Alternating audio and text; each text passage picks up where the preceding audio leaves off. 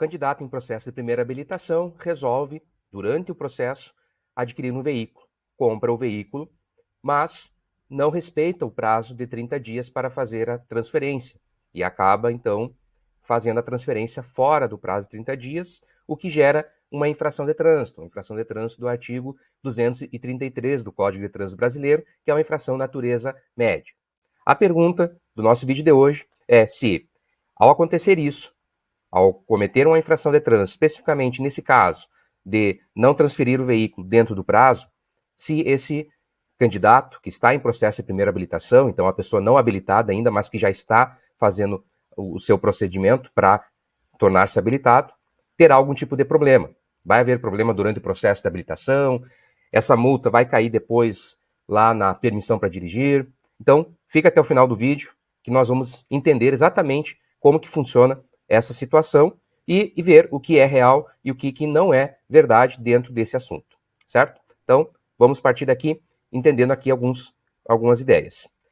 É importante nós percebermos o seguinte: o direito brasileiro, onde está aí todas as nossas regras, nossas normas e todo o ordenamento jurídico brasileiro, ele adota uma série de princípios.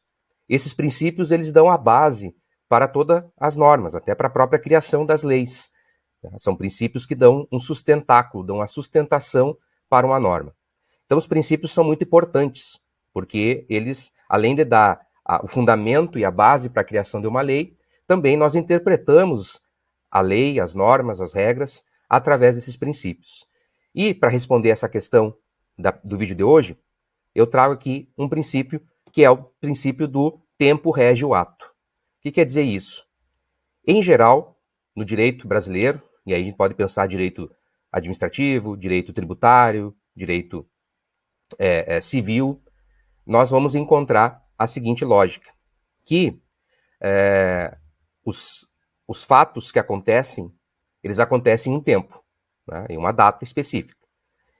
E nessa data específica você tem leis, regras vigentes.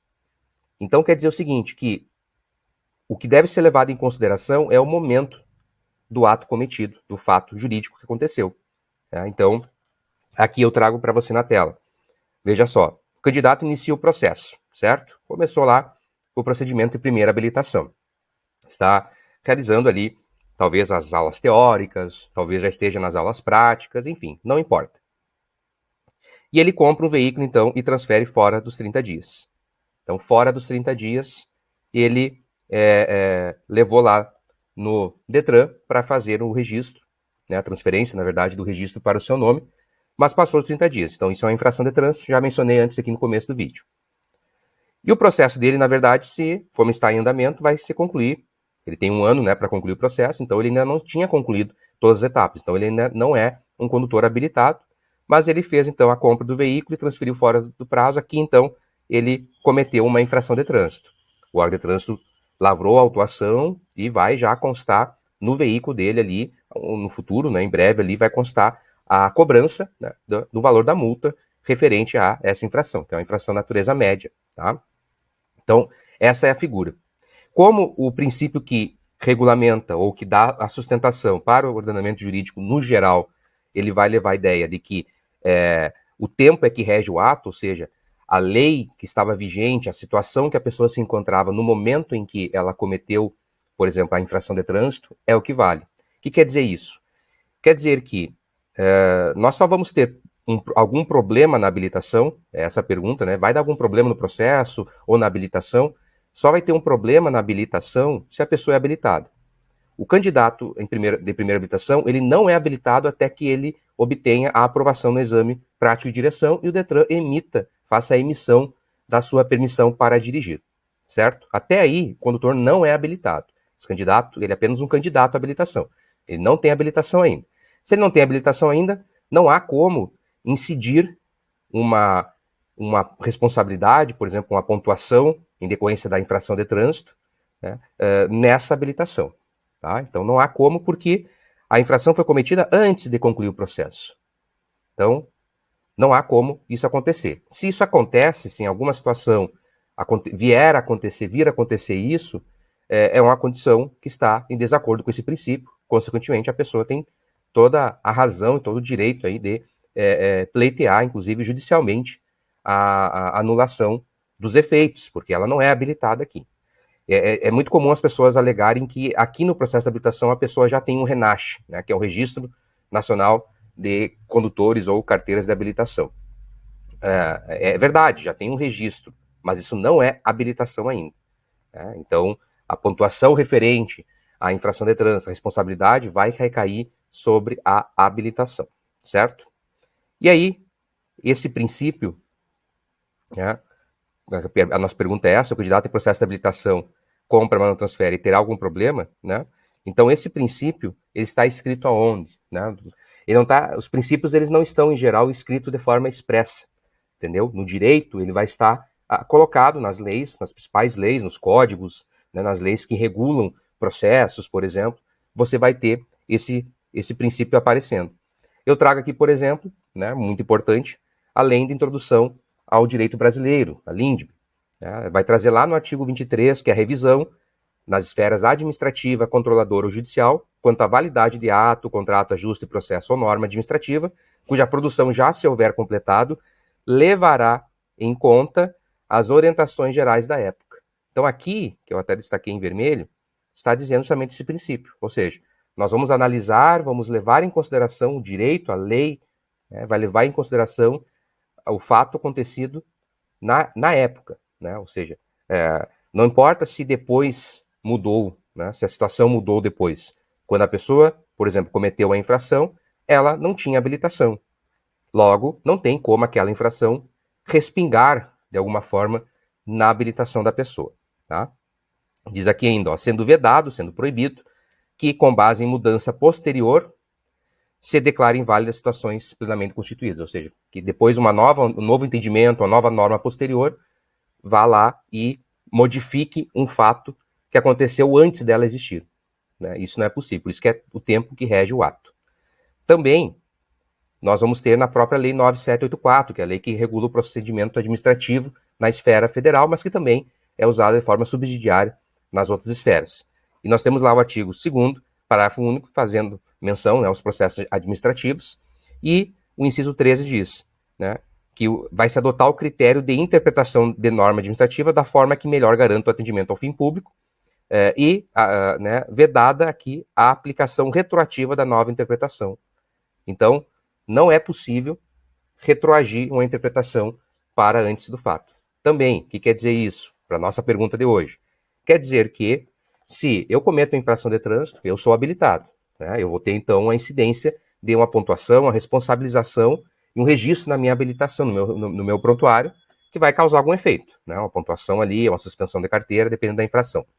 Quem não é habilitado não tem como ter esse tipo de punição, porque não era habilitado no momento da infração, certo? E aqui, então, eu trouxe só dois. Eu poderia trazer Código Tributário Nacional, outras legislações de outros campos do direito que falam desse princípio, né? Mas eu trouxe aqui duas que vão ter direta relação aqui com o nosso assunto. Então, as infrações cometidas antes de ser habilitado não podem produzir efeitos no processo, ou no processo de habilitação, ou posterior obtenção da permissão. Aí você pode estar se questionando, mas e se houver uma infração de trânsito durante o procedimento?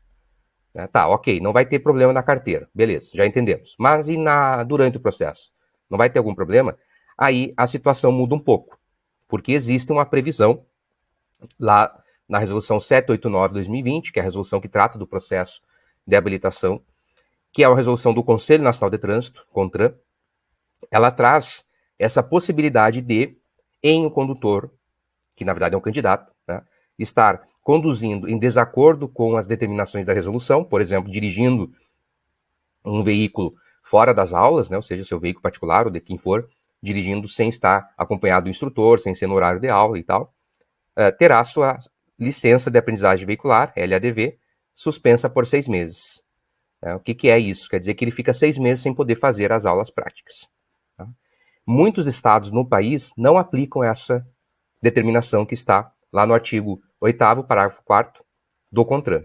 Tá? Outros estados, a exemplo do Rio Grande do Sul, de onde estou falando, é aplicado. Tá? Então, é claro que a depender de onde você está vendo este vídeo, Pode ser que você não veja, não tenha visto isso na prática ainda.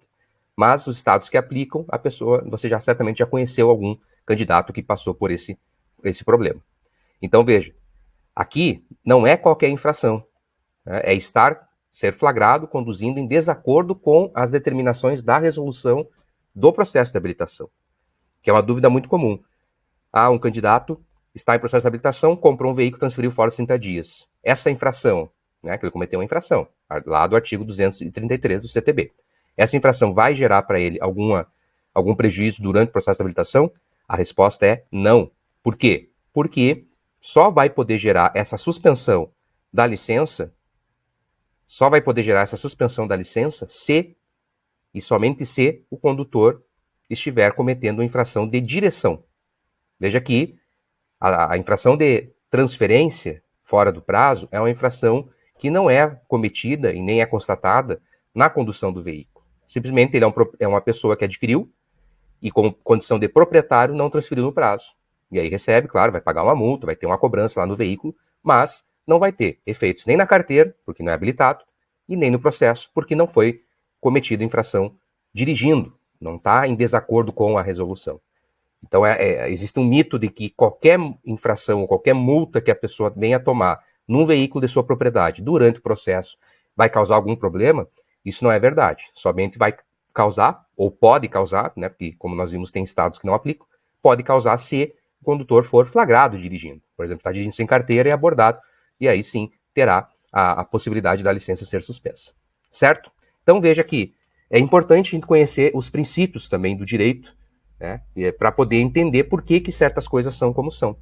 Então hoje no vídeo você viu que é importante levar em consideração, devemos levar em consideração a condição que a pessoa estava, né, a aplicação da lei no momento em que ela cometeu a sua falha, o seu erro ou a sua infração nesse caso. Né. Se depois ela já está habilitada, depois é depois. Ela não pode sofrer efeitos por algo que ela cometeu antes. Certo? Então, deixe seu comentário aqui. Nós estamos também pedindo que você deixe a sua sugestão de temas e dúvidas sobre legislação de trânsito para que a gente possa trazer também nos próximos vídeos, aí quem sabe a sua questão comentada aqui no canal da UniCFC. Lembre-se sempre de deixar o seu like aqui, fazer a sua inscrição no canal, caso não seja inscrito ainda, compartilhar esse vídeo nos grupos do WhatsApp, nas suas redes sociais, porque eu tenho certeza que é um vídeo que vai tranquilizar as pessoas, vai qualificar melhor também os profissionais da área de trânsito, que têm muitas dúvidas, essa dúvida é muito comum, eu trouxe essa dúvida de instrutores de trânsito, que perguntam sobre isso, né? Então, para que você consiga ficar aí tranquilo e o conhecimento de legislação de trânsito possa ser disseminado e isso traga benefícios para toda a sociedade, certo? Então, a gente se vê aí num próximo vídeo. Até mais.